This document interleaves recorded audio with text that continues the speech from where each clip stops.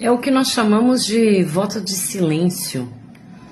Muitas pessoas talvez tenham desconfianças e se sintam inseguras em procurar pelas autoridades para relatar os fatos que têm conhecimento.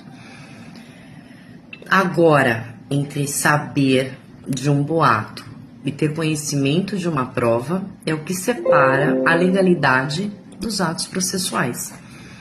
Conhecimentos sobre fatos precisam vir pelo devido processo legal feito pela autoridade policial, que é a Polícia Judiciária, que precisa respeitar todos os regramentos para não perder a validade das provas. Mas boatos, se diz que me diz, sempre vão existir. É possível que saibam, mas eu desacredito, principalmente por causa da recompensa oferecida.